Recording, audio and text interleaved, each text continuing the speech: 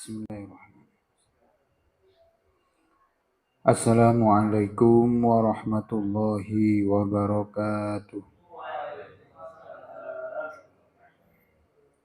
Alhamdulillah wassalatu wassalamu ala Rasulillah wa ala alihi wa sahbihi wa man wala. La haula wa la quwata illa billah. Alhamdulillah sonten niki kula dalah panjenengan sedaya sampun diberi nikmat kalipun Allah saged istiqomah, saged thalabul ilmi. Mugi-mugi amaliyah kita niki diridhoi Allah Subhanahu wa taala. Menyampaikan singkat ngaji pada sore hari ini yang bersumber dari quote perubahan terus berkembang, jika kurang cerdas dan peka bisa kehilangan. Ayatnya juga bersumber dari surah Al-Maidah ayat 49. Yang intinya tentu kita ini hidup di dunia penuh dengan tantangan zaman. Setiap hari, setiap bulan, berganti hari, bulan, bahkan tahun, sesuatu hal itu pasti akan berubah dengan berkembangnya pemikiran, berkembangnya kebutuhan. Maka kita ini, bekal kita ini harus benar-benar cerdas, mengisi wawasan kita agar apa nanti yang terjadi di depan kita bisa kita fahami, bisa kita atasi, bisa kita tuntaskan dengan baik.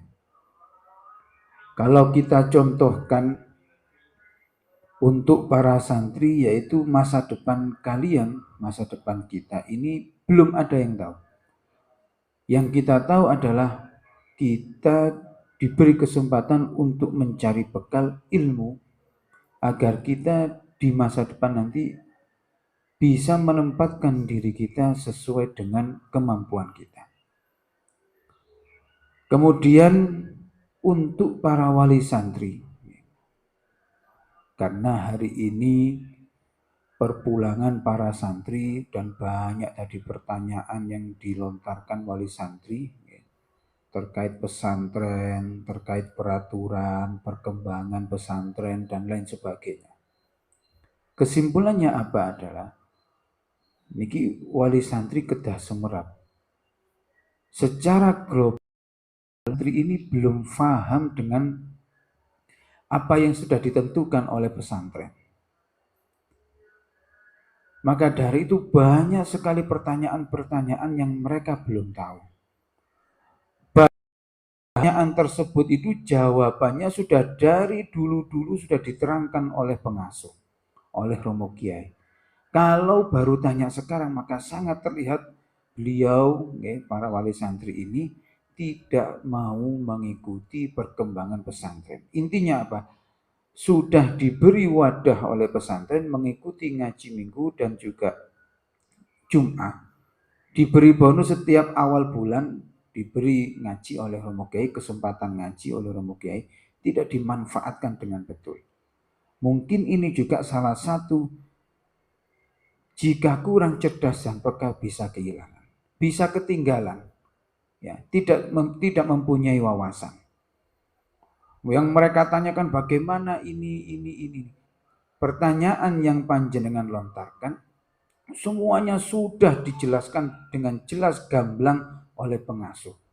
Maka dari itu kalau panjenengan para wali santri tidak mau mengikuti aturan dari pesantren, tidak mau mengikuti pengajian yang diadakan oleh Romo Kiai 1 bulan sekali, pasti jenengan akan terbelenggu dengan kebingungan, terbelenggu dengan keinginan panjenengan.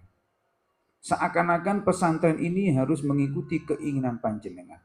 Padahal kalau para wali santri ini pasrah, datang, kalau kita ini manusia pasrah datang Allah, hanya satu yang diminta, ridho Allah, maka Allah ridho kepada kita. Kalau kita ini pasrah kepada pesantren, maka hasilnya akan maksimal dan tidak ada lagi kebingungan. Ini pentingnya ya, informasi yang harus kita ambil dari berbagai perubahan yang terjadi di sekeliling kita, terutama di pesantren. Lalu kita ini suatu saat nanti tidak ada yang tahu hari esok, minggu esok, bulan besok, apa yang terjadi kita tidak akan tahu. Tidak tahu. Ya, bekal kita adalah menuntut ilmu, mencari ridha Allah. Agar nanti suatu saat kita ini akan menemui kesulitan. Tentunya manusia ini punya batas. Ya, tidak ada kekuatan ya kecuali Allah Subhanahu wa taala yang memberi. Intinya manusia ini sebatas apa kekuatan kita menghadapi ujian Allah. Ya, jadi kita ini sudah jelas batas kekuatan kita, maka kalau kita sudah tidak mampu ya, dengan takdir Allah, maka apa yang kita gunakan yaitu ridho. Ya.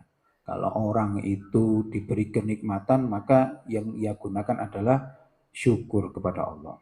Kalau orang diberi cobaan atas dosa-dosa kehilafan yang mereka lakukan, maka senjatanya adalah sabar. Kalau kita diberi ujian yang sangat berat di luar kemampuan kita, ya ditakdirkan oleh Allah di luar kemampuan kuasa kita, maka senjata kita adalah satu-satunya adalah ridho dengan kehendak Allah Subhanahu wa taala.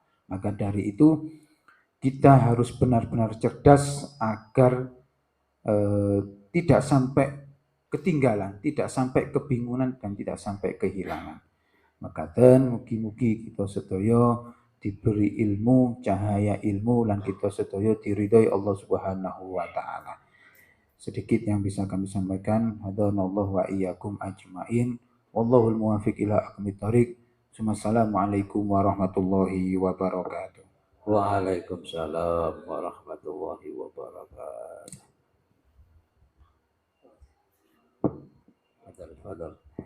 Bismillahirrahmanirrahim. Assalamualaikum warahmatullahi wabarakatuh.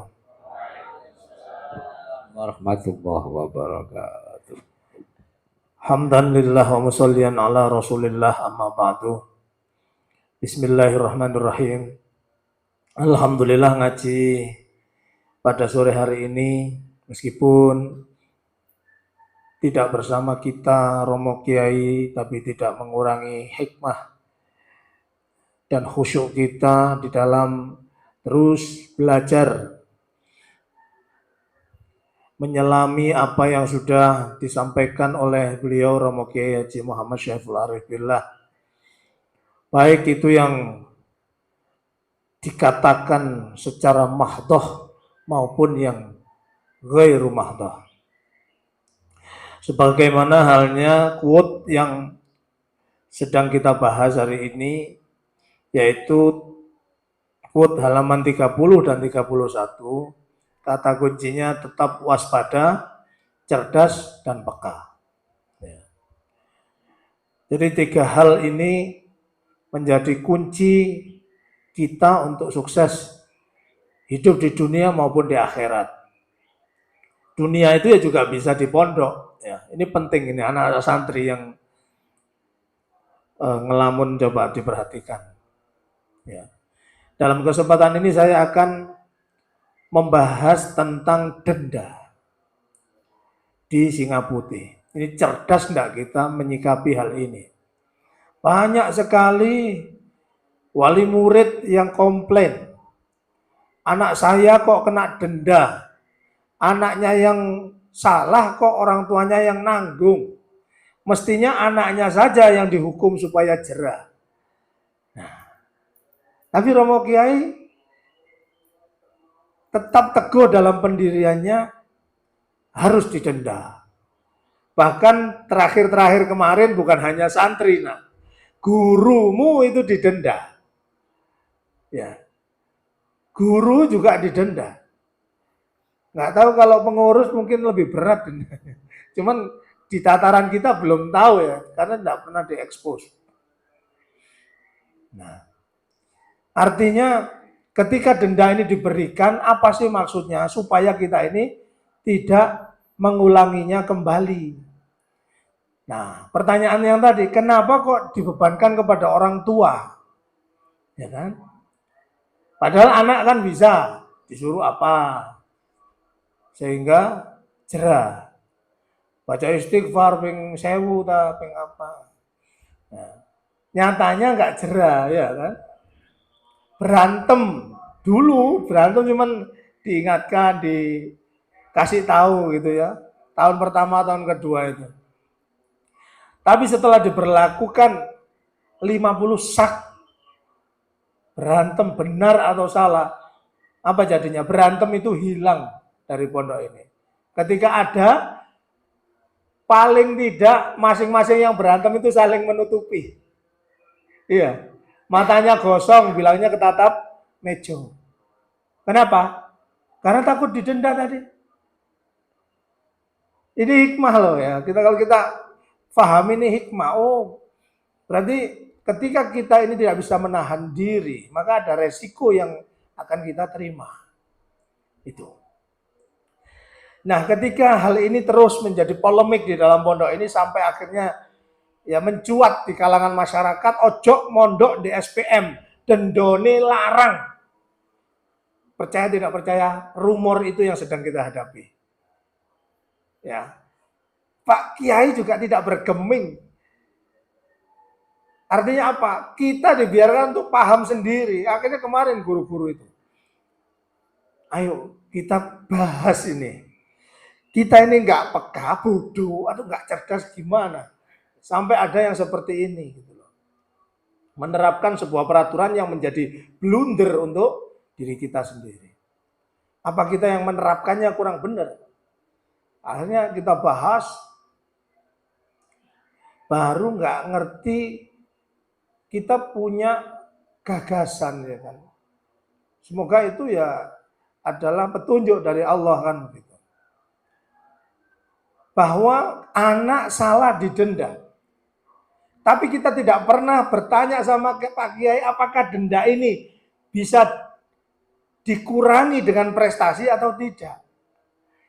Ketika itu kami tanyakan, walhasil apa?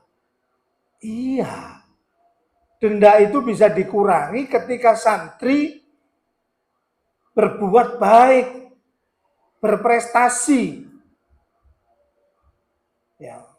Pijakannya apa? Wa adbi'is sayyi'atal hasanata tamhuha. Ikutilah perbuatan burukmu dengan perbuatan baik, niscaya dia akan menghapusnya. Ini bagi kalian yang hadirin perwakilan santri yang mendengarkan ini pertama. Itu. Contoh misalnya, apa nggak bisa dikurangi Ustadz untuk berkelahi misalnya 50 sak jadi 30 sak gitu. Nah kalau itu nggak bisa. Kalau itu memang sudah hasil konsultasi Romo Kiai dan tafakur beliau. Ya, 50 sak. Tapi apa yang bisa kita lakukan dengan itu? Contoh misalnya, nanti ke depan ketika anak santri masuk sekolah, datang lebih cepat dari waktunya. Misalnya masuk jam 7.10, kamu jam 7 sudah sampai di sekolahan, nah dapat poin. Ya. Contoh apa lagi? Bangun mestinya jam 3, kamu jam setengah 3 sudah bangun dan itu terpantau oleh mudabir. Dapat poin, anak ini sergap. Lakukan terus. Niscaya poin birumu akan menghapus poin merahmu. Sehingga apa? Nanti di akhir semester, ketika perhitungan ya, yaumul hisab itu sebelum kalian pulang, ada tagihan ke orang tua untuk denda asrama. Maka orang tuamu tidak akan menerima tagihan sebesar saat ini. Ya.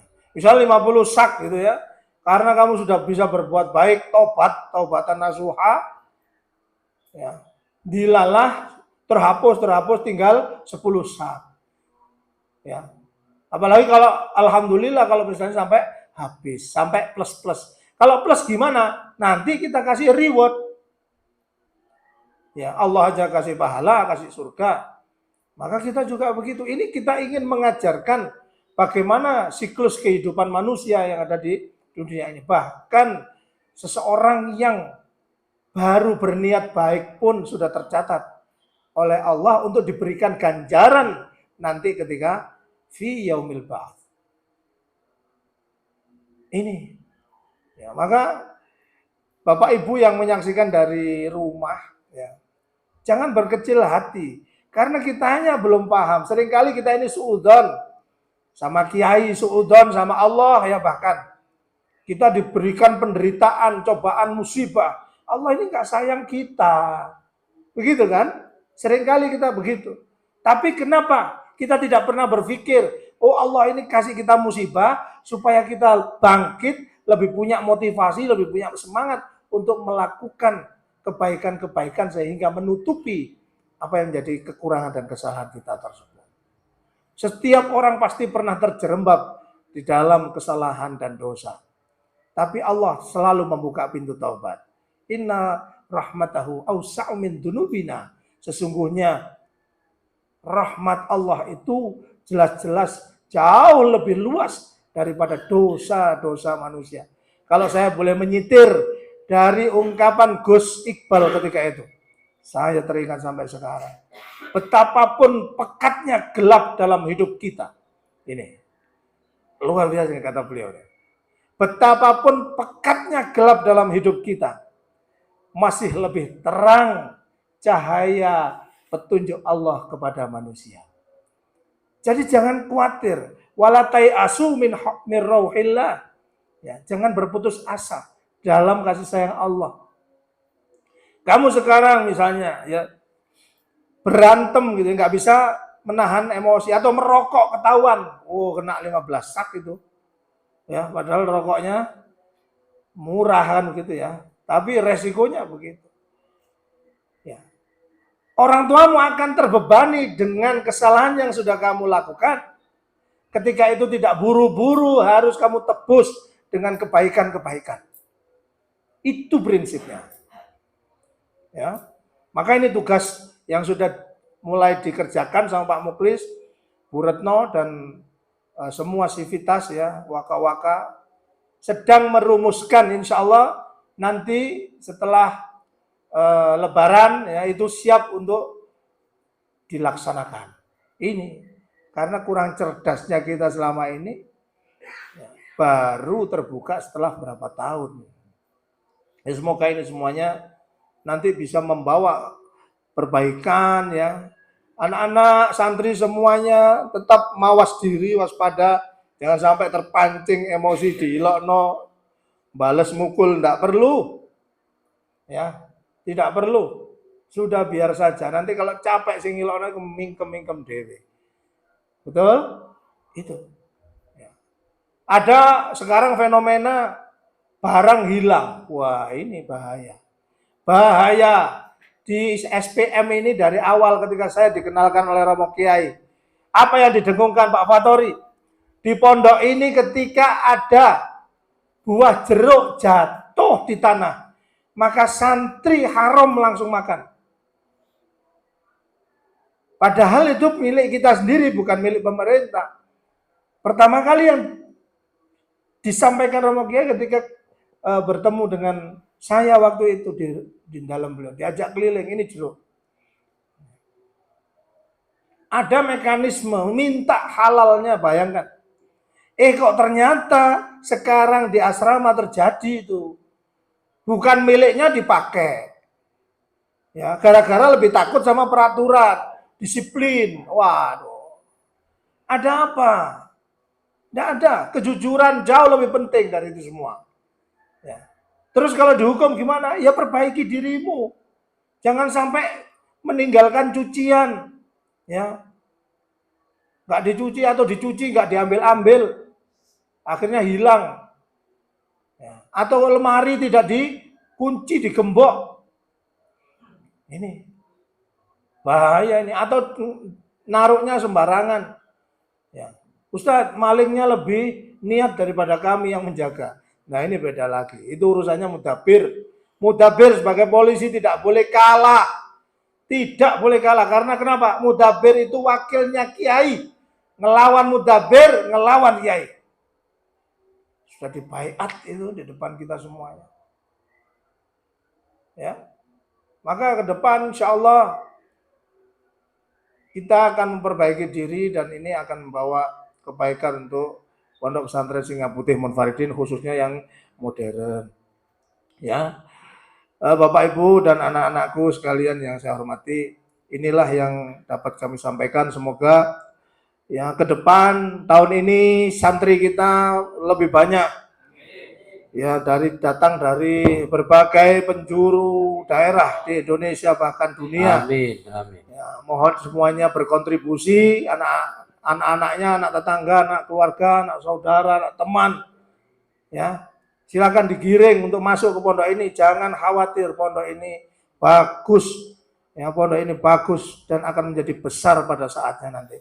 Hadanallahu wa iyyakum. Wassalamualaikum warahmatullahi wabarakatuh. Waalaikumsalam. Assalamualaikum warahmatullahi wabarakatuh. Melanjutkan apa yang saya sampaikan sebelum sholat berjamaah maghrib, bahwasanya kalau kita jadi pemimpin, jadi apapun, dimintai untuk putusan satu hukum, jelas kita harus kembali kepada Al-Quran. Kalau tidak, berarti kita masih belum dikatakan orang yang menjadi takwa Allah. Sehubungan dengan itu kita ingat sekarang bulan Ramadan hampir selesai, kita menjalankan ibadah puasa, kalau nggak salah hari ini malam 26. Nah, selama ini kita paham bahwasanya puasa bulan Ramadan adalah fasilitas dari Allah untuk meningkatkan takwa kita kepada Allah Subhanahu wa Ta'ala. Ya ayyuhalladzina amanu kutiba alaikumussyam kama kutiba alal ladzina min qablikum la'allakum tattaqun. Nah, sekarang kita puasa sudah 25 hari. Bagaimana hasil dari puasa kita? Apakah kita khauf kita kepada Allah tambah khauf atau tambah nyeludak kita kepada Allah?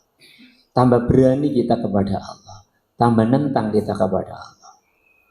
Nah, oleh karena itu kita bisa melihat diri kita sendiri.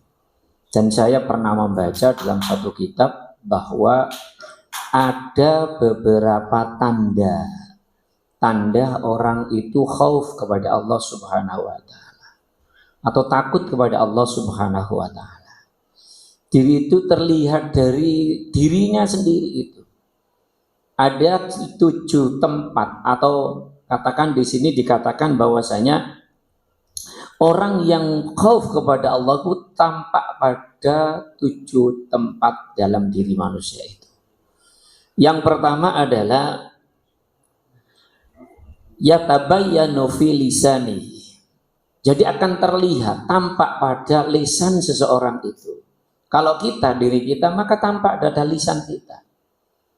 Nah, bagaimana lisan kita? Di situ dikatakan bahwasanya lisan kita bisa menahan wa yamtani lisanahu. Nah, jadi bisa menahan lisan kita dari hal-hal misalnya ghibah, kibah, bohong, kalamul fudul, berbicara yang banyak tanpa zikir kepada Allah Subhanahu wa Ta'ala. Kalau selama ini kita mulai awal Ramadan sampai sekarang kok ngomongi pancet akeh sing gak ana gunane ngomongi. Terus ijek senengane ngomong uang, ngerasani orang. Ijek senengane goro, maka itu belum tampak dia itu perkembangan takwanya pada dirinya. Karena masih belum bisa menjaga lisannya. Nah, kalau sudah bisa menjaga lisannya, lisan hanya dipakai untuk zikir kepada Allah. Seperti panjenengan-panjenengan yang ngaji ini, apalagi yang Solo di SPM 9, Masya Allah. Lisannya hanya dipakai zikir kepada Allah Subhanahu wa Ta'ala. Nah, ini tanda-tanda bahwasanya perkembangan takwanya betul-betul meningkat. Yang kedua, bahwasanya tandanya orang itu bertakwa atau khauf kepada Allah, ayyakhafa fi abni batnihi. maka dia tampak di dalam perutnya. Artinya di perutnya itu takut kemasukan barang yang haram. Dia menjaga betul barang haram jangan sampai masuk di dalam perutnya. Nah ini memperbaiki juga dalam segi puasa itu betul-betul di siang hari puasa menahan dari barang yang haram, jangan sampai bukanya makan barang yang haram. Awane posoe ngeker, barang haram gak masuk, tapi buko barang haram, dari bahasa sing kasar dilek-lek. Nah, itu namanya ibarat orang mendirikan gedung yang tinggi, yang mewah, tetapi desanya dihancurkan, hancur kabeh. Nah, ini. Jadi yang kedua ini terlihat dari batninya, dari perutnya. Dalam masalah perutnya dia betul-betul menjaga jangan sampai barang yang haram masuk di dalam perutnya. Yang ketiga bahwasanya orang itu takut kepada Allah Subhanahu wa taala, ayyakhafa fi amri basori. Dia takut masalah pandangannya. Matanya betul-betul dijaga. Jangan sampai melihat barang-barang yang haram, melihat barang-barang yang dilarang oleh Allah. Sekarang kita sendiri seringkali buka pengetahuan sebetulnya, buka YouTube Pak Soleh, tetapi kadang-kadang ono sponsor lewat sing gak kena. Nah, kadang-kadang seperti itu, menikmati sponsor sing gak kena lewat itu. Nah, berarti kan kita tidak bisa menjaga penglihatan kita, apalagi rumah di dekat jalan, masya Allah. Diluk-diluk ono wong liwat. Nah, liwatnya sing gak karu-karuan. Yang keempat maka akan terlihat warabi'u ayyakhafa fi amriyatihi. Terlihat atau tampak dia takut dengan urusan kedua tangannya. Tangannya tidak pakai untuk maksiat, tetapi dipakai untuk amal soleh, yang termasuk seperti Ustadz Fatori hari ini ikut ngaji, termasuk memakai tangannya ini dipakai untuk ngaji, dipakai untuk nutul-nutul HP, tetapi sebetulnya itu adalah menulis hal-hal yang disampaikan oleh Ustadz Haji Imran tadi, saya lihat seperti itu. Nah, jadi tangannya dipakai untuk berbuat amal baik, bukan untuk memukul orang, bukan untuk nyelentik orang dan lain sebagainya. Tapi dia betul-betul tangannya dipakai untuk berbuat kebaikan. Itu adalah tanda betul-betul yakhaf ilallah, takut kepada Allah Subhanahu wa ta'ala. Yang kelima bahwasanya tandanya orang itu khauf kepada Allah dilihat dari ayyakhafa fi amri qadamai. Jadi urusan kakinya, urusan jalannya betul-betul jalan menuju ridhonya Allah Subhanahu wa ta'ala. Paling tidak kerungu isya langsung berangkat ke masjid, kerungu subuh berangkat ke masjid, kerungu wayai ngaji minggu berangkat nakai pondok Singaputi Munfaridin. Bagaimanapun jauhnya rumahnya Kenjeran tetap datang, Gresik tetap datang ke sini, karena kakinya dipakai untuk menuju kebaikan, tidak untuk kemaksiatan. Jadi takut untuk berbuat maksiat, maka disitulah tanda orang yang meningkat khaufnya kepada Allah Subhanahu wa ta'ala. Yang keenam tampak terlihat dari fi amri qalbi. Di dalam hatinya pun dia rasa takut kalau hatinya itu muncul rasa hasud, iri, dengki. Nah, dia betul-betul takut kepada Allah berbuat seperti itu. Beruntunglah kita jadi santri Singaputi Munfaridin, baik itu santri modern, santri salaf maupun santri jamaah. Kita diajarkan untuk selalu membersihkan hati, berusaha untuk membersihkan hati, menghilangkan sifat-sifat iri, dengki, hasud, dan lain-lainnya. Nah, yang ketujuh, yang tampak pada diri seseorang betul-betul takut kepada Allah, bahwasanya dia takut tentang bagaimana ketaatannya. Ayyakuna khaifan fi amri ta'atihi. Jadi takut taatnya itu tidak karena Allah Subhanahu wa ta'ala. Takutnya tidak ikhlas karena Allah Subhanahu wa ta'ala. Dia betul-betul takut. Dia taat, patuh, koyok-koyok ya yo, tapi gak karena Allah. Nah, seringkali kita peraturan-peraturan itu kita hanya mengikuti, takut kepada manusia, tetapi tidak takut kepada Allah Subhanahu wa ta'ala. Tidak ikhlas taat kita kepada Allah Subhanahu. Nah ini, jadi ini yang tanpa pada diri manusia yang betul-betul takut kepada Allah. Sekarang kita gerebek diri kita sendiri-sendiri, bagaimana kita puasa selama 25 hari ini. Apakah kita masih tetap koyok sadurunge poso Ramadan? Apakah sudah meningkat takut kita kepada Allah Subhanahu wa taala? Mudah-mudahan kita dan keluarga kita, keluarga besar kita selalu mendapatkan kawalan hidayah dari Allah Subhanahu wa taala. Amin ya rabbal alamin. Kurang lebihnya mohon maaf. Wassalamualaikum warahmatullahi wabarakatuh.